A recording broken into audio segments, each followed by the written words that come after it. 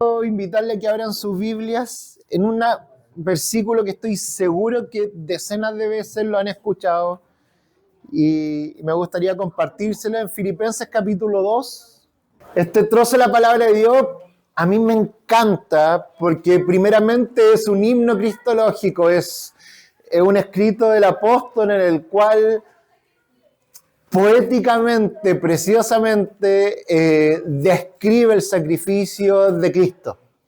Pero al mismo tiempo, no es solamente eso, sino que es una gran comisión. A mí me encanta estudiarlo desde esa también reflexión. Es un llamado, es una búsqueda de propósito para cada cristiano, reflexionándola en el sacrificio de Cristo en la cruz. Y a mí me encanta, parte así, y a mí me encanta esta, ya como parte, no sé, a mí no les pido que a ustedes les pase lo mismo.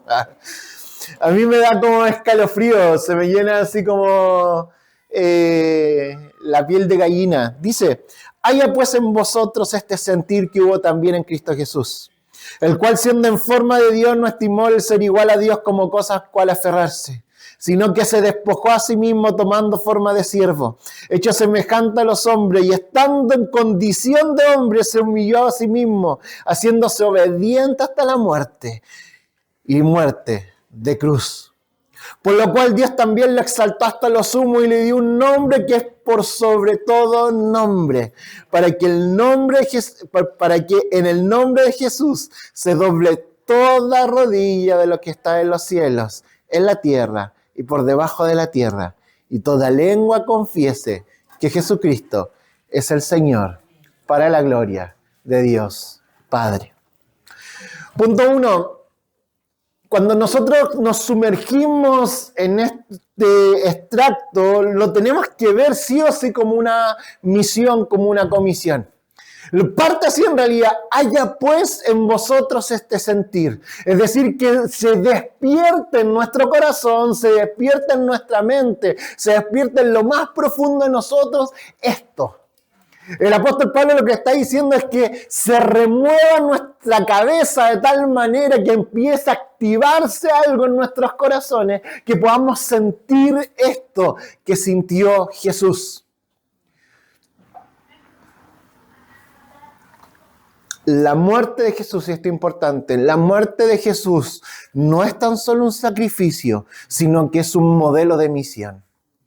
La muerte de Jesús no es tan solo algo que hace Jesús en la cruz, sino que es una marca de lo que tiene que vivir cada creyente. Entonces ahí ya se empieza a activar algo en nosotros. Es decir, que la vida de Jesús, la muerte de Jesús en la cruz, no es tan solo algo en lo cual tenemos que homenajear, no es algo que tenemos que admirar, no es algo solamente que tenemos que ver desde lejos, sino que la muerte de la cruz es algo que tenemos que imitar. Y ahí es donde la muerte de Jesús en la cruz empieza a transformarse potentemente. Porque ya no es algo que hace Jesús hace 2000 años, no es algo que nosotros celebramos cada Pascua de Resurrección. Cabe mencionar, felicitaciones, la única iglesia que para Pascua dan pan de Pascua. Muy bien. Siempre me lo dan para Navidad. Y encontré muy bueno eso. Dije, qué buena.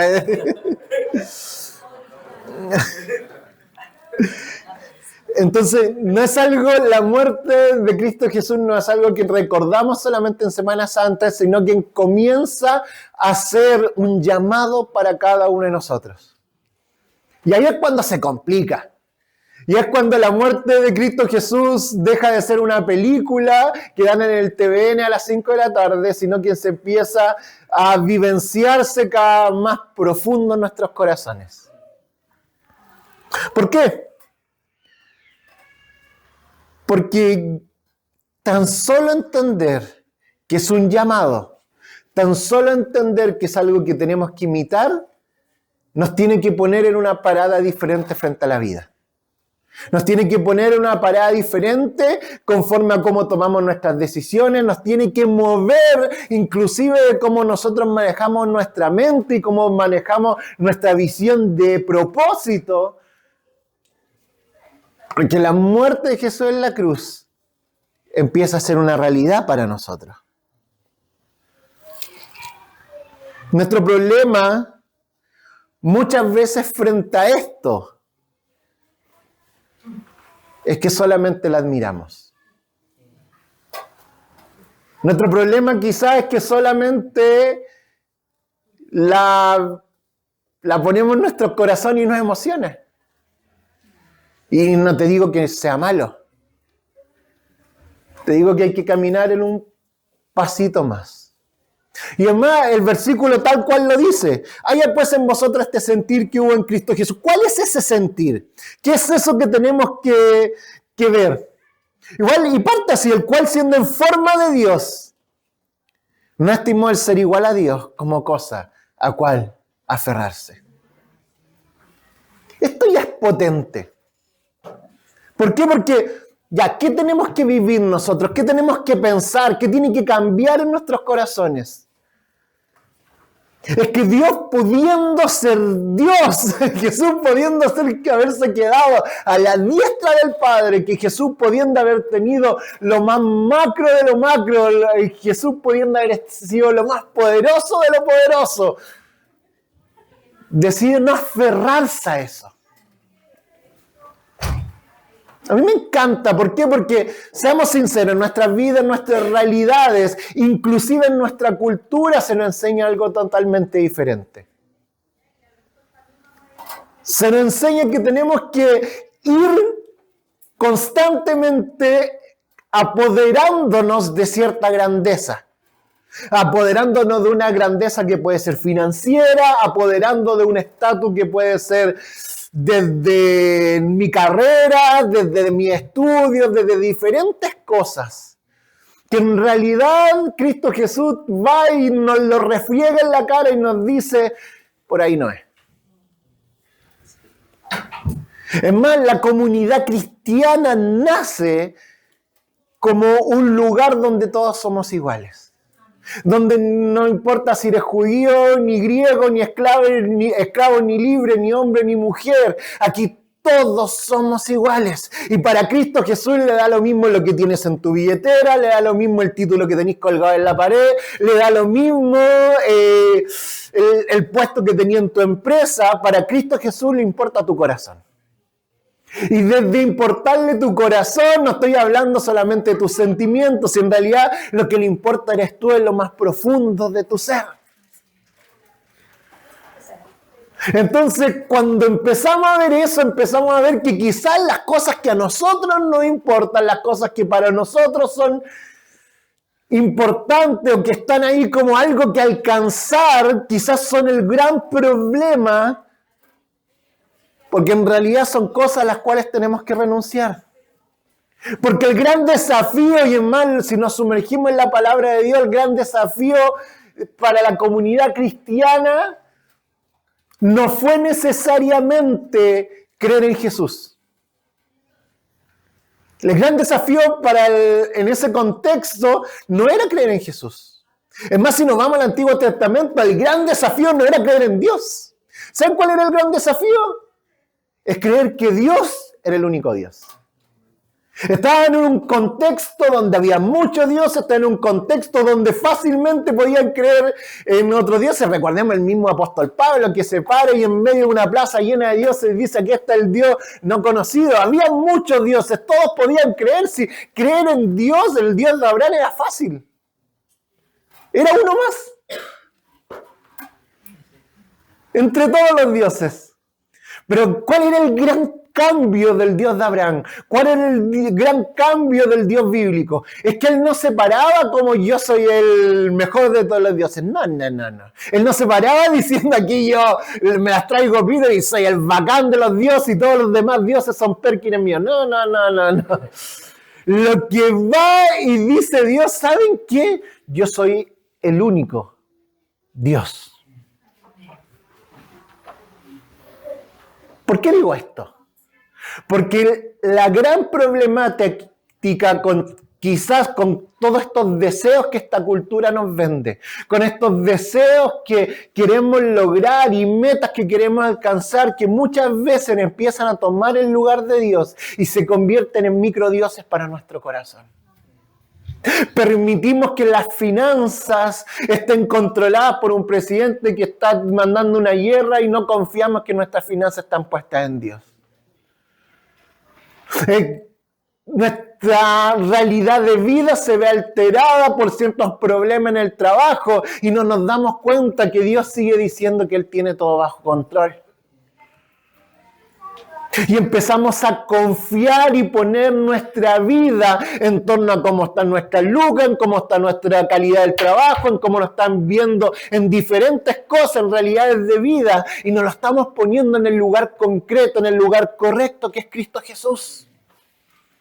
Entonces, cuando el apóstol Pablo escribe este himno cristológico y dice, haya pues en vosotros este sentir que hubo en Cristo Jesús, el cual pudiendo tener todas las lucas, el cual pudiera haber podido tener el mejor puesto en el trabajo, el cual haya podido tener en los mejores estudios, el cual haya podido vivir en torno a la mejor pensamiento de la meritocracia o de la mundo capitalista en el cual vivimos, en lo mejor de lo mejor, decide no aferrarse a eso.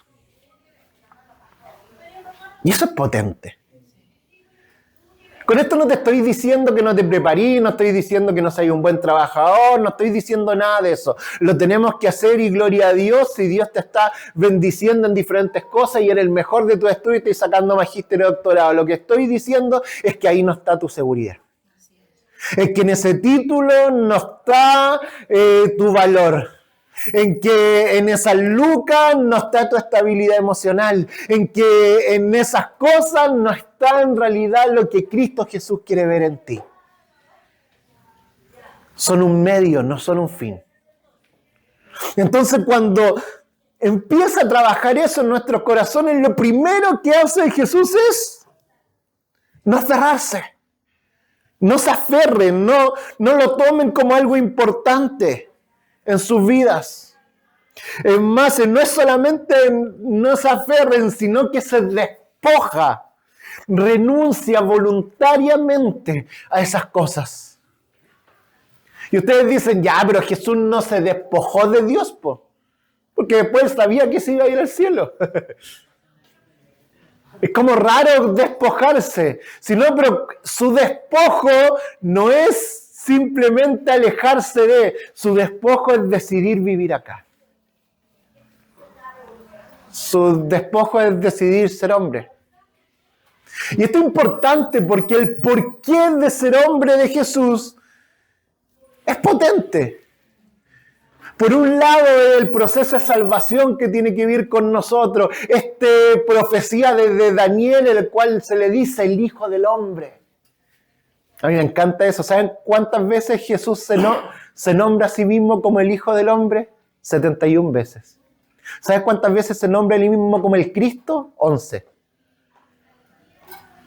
¿Saben cuál? Y así, el nombre que él mismo ocupa para sí mismo más veces es el Hijo del Hombre. El segundo, el Cristo, 11.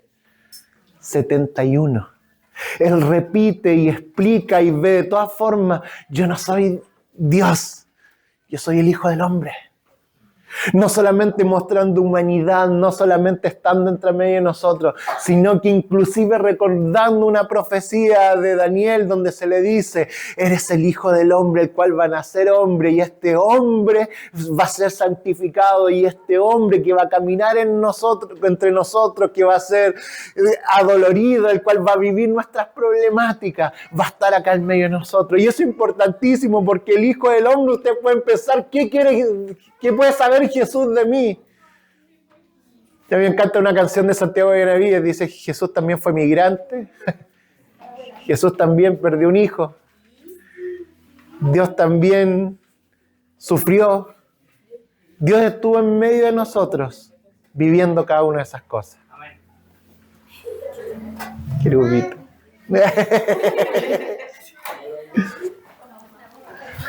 Entonces, cuando vemos que se despoja, también es un llamado para nosotros de despojarnos. El año pasado vimos un congreso, la semana pasada vimos un congreso como iglesia, y la última predicación del último día del pastor, su única pregunta al terminar fue: ¿a qué tienen que morir? Más que a qué tienen que morir, ¿a qué quieren renunciar? Y a mí me quedó muy en lo profundo. Él decía que ya se aburrió, así lo dijo: me aburrí de ir a congreso y predicar y decirle, ya toma tu ministerio. Porque la verdad es que hablar de propósito, él decía, muchos. El gran problema es que la gente quiere tomar su propósito sin darse cuenta que tiene que renunciar a cosas, que tiene que despojarse, que tiene que morir aristas de la vida. Pero no solamente se despoja, sino que se hace siervo. Y es impotente cómo está esa escala de bajeza con la cual el apóstol Pablo trabaja estos versículos. Pudiendo ser igual a Dios, no se aferra a eso. Pero no solamente no se aferra, sino que se despoja. Pero no solamente se despoja, sino que se hace siervo. Y no solamente se hace siervo, sino que se sacrifica hasta la muerte. Y la muerte en cruz. Entonces, cuando vemos a un Jesús que hace cada una de estas cosas, sin lugar a dudas, nuestra mente tiene que cambiar. Porque lo primero, el éxito no es exaltación, el éxito es humillación. Y eso nos incomoda. Porque el ganar no quiere decir que nosotros crezcamos, el ganar quiere decir que nosotros disminuyamos para que Cristo crezca. Porque esta contracultura Jesús la vive en cada momento. ¿Quieres ser el primero? Sirve. Si quieres verte como el mayor de los mayores, ándate al último. Y esto muchas veces lo trabajamos tan desde lo lindo del versículo, que se nos olvida de lo potente que tiene que ser en nuestras vidas. ¿Quieres restaurar una relación con una persona que te hizo daño y que tiene que venir a pedirte perdón? Trátala con amor. Eso es. No devuelva mal con mal, si devuelve al mal, bien. ¿Quieres que haya un perdón en alguna realidad donde alguien te afectó mucho? Ve tú y pídele perdón. ¿Qué hice? Me dirá que no hice nada, ¿por qué tengo que ir a pedirle perdón? El primer paso. No te estoy diciendo que necesariamente restaures relaciones, pero sí que hayan tiempos donde se note que estás decidiendo renunciar. Hay un compañero de trabajo que te hace lo imposible y llega con un chocolate. Hay una persona que te está dañando tu corazón, abrázala.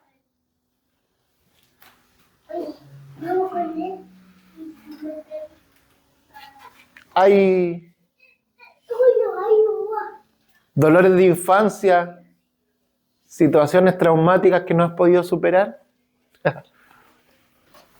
Abrázate tú mismo. Abraza la realidad. Entiende que inclusive Dios estuvo ahí. Y ahí como esos versículos tan lindos empiezan a hacer realidad.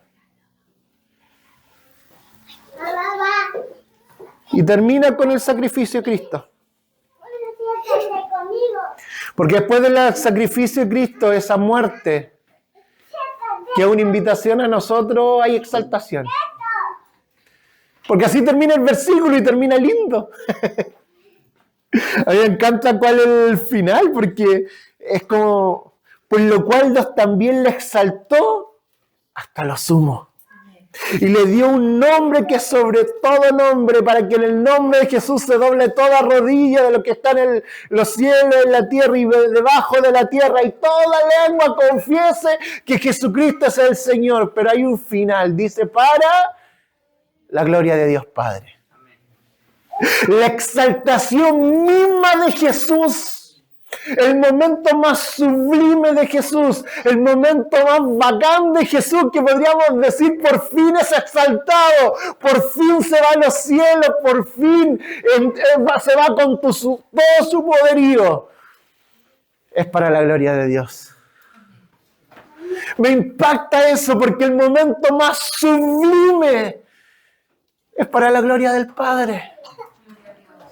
Y me encanta porque lo veo en los ojos de Jesús hasta el último momento perdonando, hasta el último momento dando abrazos, hasta el último momento deseando Jesús, perdónalos porque Dios perdónalos porque no saben lo que hacen.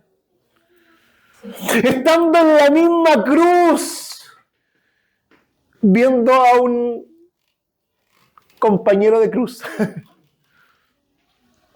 A un mafioso, a una persona que ha hecho tanta maldad, dándole salvación.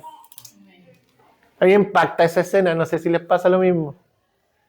Y encuentro tan bacán a ese, no sé cómo decirle, maleante.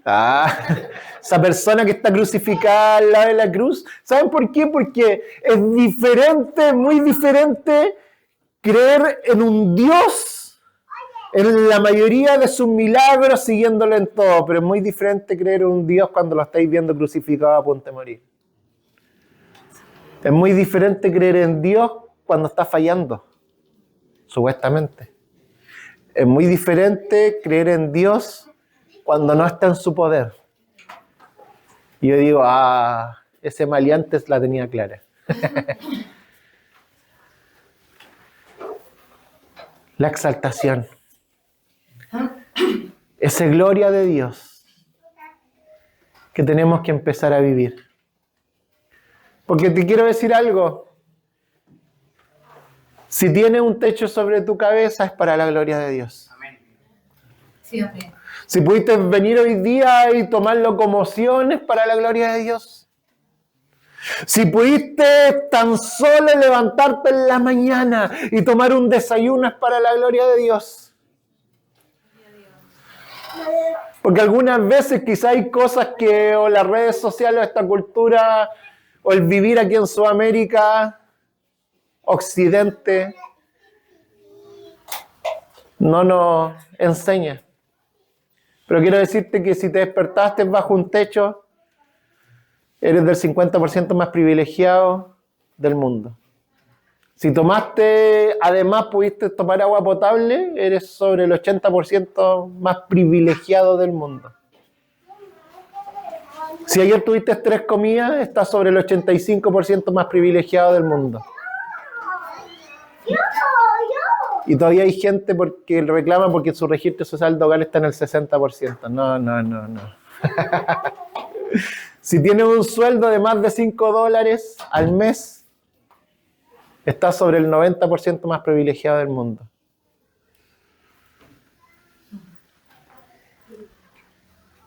Y seguimos dándonos cuenta o viviendo como si Dios no actuara en nuestras vidas. Como si no tuviéramos nada que darle gloria a Dios. Como si no tuviéramos que derramar nada ante Jesús. Esta es la gran comisión. Este es el llamado de Pablo. Haya pues en vosotros este sentir que hubo en Cristo Jesús. Les quiero invitar a que nos pongamos de pie.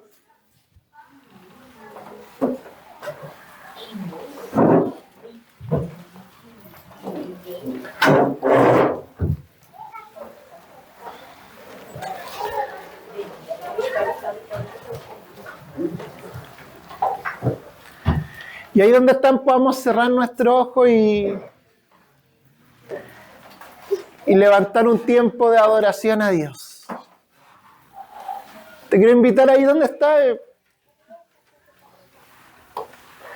Hoy es el día donde tenemos que adorar a Dios.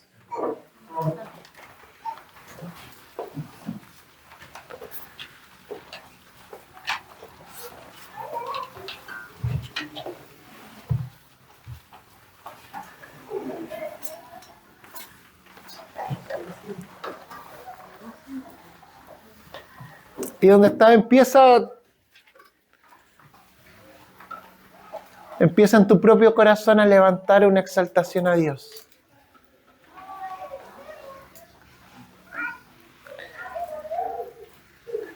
Y en Bethesda siempre digo lo mismo, no esperen la música. Una adoración genuina no nace en música, sino que nace en corazones rendidos a Dios. Te invito a que empieces a derramar tu corazón ante Dios. Te invito a que empieces a darle gracias, papá, y empieza a pensar en cada una de las cosas que Dios te ha dado. Aunque sea la más mínima, empieza a exaltar a Dios, que sea todo para la gloria de Dios. Amén. Empieza a exaltar a Dios por todo lo que te ha entregado, por cada milagro que ha hecho, por esos micro milagros que están sucediendo en tu vida.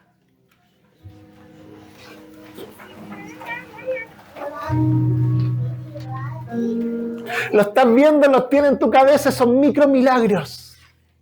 Esas realidades que Dios está haciendo en tu vida. Empieza a exaltar a Dios. Es más, si puedes abrir tu boca y decirlo, Señor, gracias, gracias, gracias.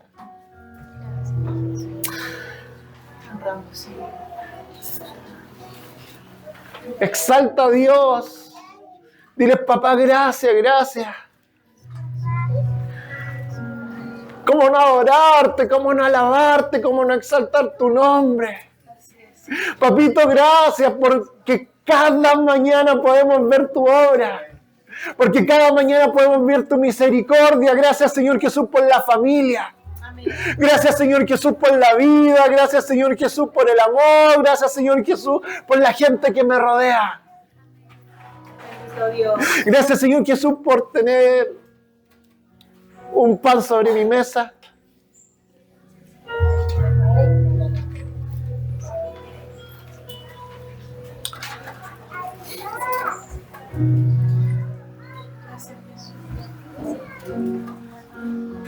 Gracias. Te honramos. Te honramos. ¿Ya visualizaste? ¿Ya adoraste? Ahora te quiero hacer un llamado que es el mismo que dije desde el inicio. Haya pues en vosotros este sentir.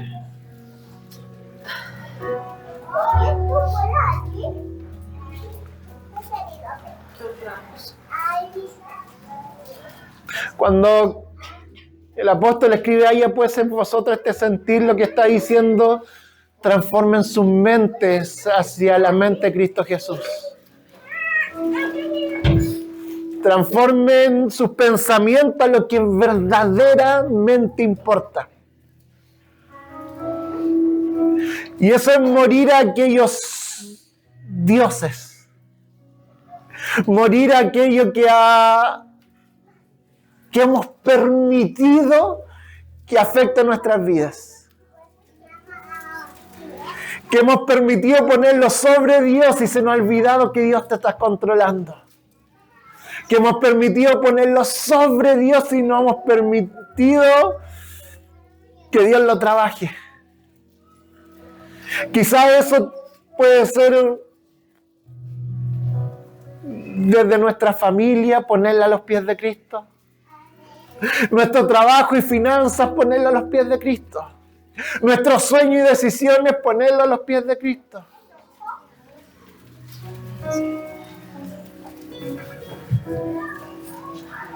Entonces empiezas a visualizar eso, a lo cual tienes que empezar a despojarte y ponerlo a los pies de Cristo.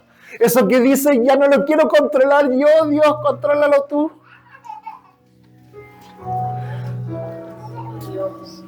Empieza a botar la ansiedad, empieza a botar las ganas de controlar todo y empieza a ponerlo a los pies de Cristo. ¿Lo tienes? Visualízalo en tu cabeza, que sea algo real. Espíritu Santo empieza a poner en nuestra mente aquello por lo cual tenemos que morir. Espíritu Santo de Dios empieza a trabajar en el corazón de estos mis amigos para que podamos ver, decidir.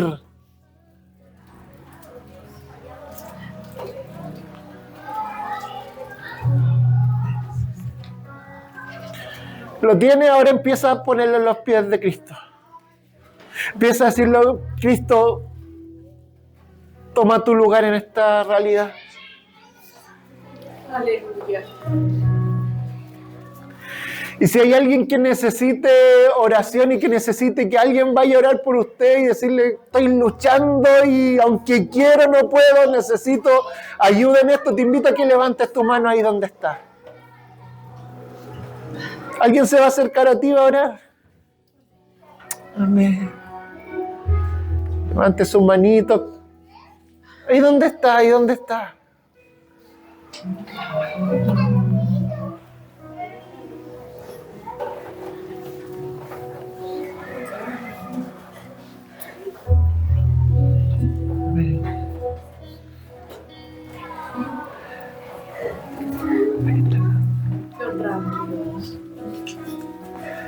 ¿Hay alguien más?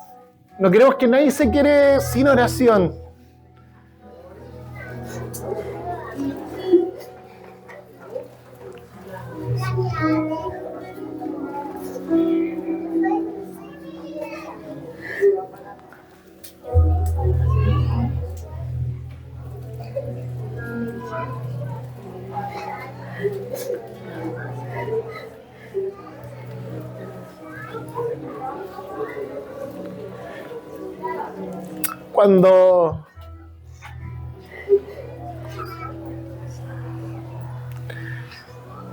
Cuando empezamos a decidir poner las cosas a los pies del Señor, una de las primeras cosas que nos juega es el orgullo.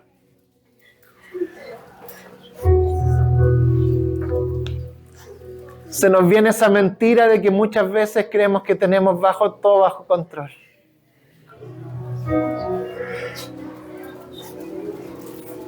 Esa imaginación de que estamos avanzando y que tenemos las cosas bien. Pero sabemos que hay algo en lo cual lo tenemos hace tanto tiempo guardado. Quizá inclusive hay cosas contra las que ya ni siquiera estamos peleando. Porque creemos que ya fracasamos. Porque creemos que hay algo que ya murió.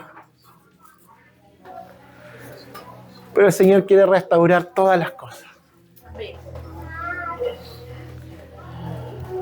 Entonces todos tenemos que morir a algo. Empieza a dejarlo en los pies del Señor, empieza a dejarlo en los pies del Señor.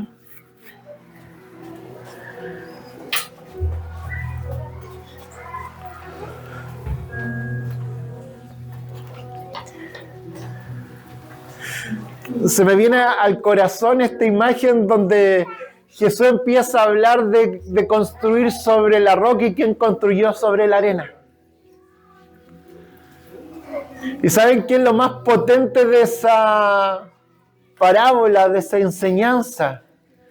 Es que ambos estaban construyendo. Ambos habían construido una casa, ambos habían trabajado, ambos habían obrado, ambos tenían ya avanzado su proceso. Si la diferencia no era si hacían o no. La diferencia no era si crecían o no, la diferencia no era si levantaban algo o no, la diferencia que no estaba sobre la roca.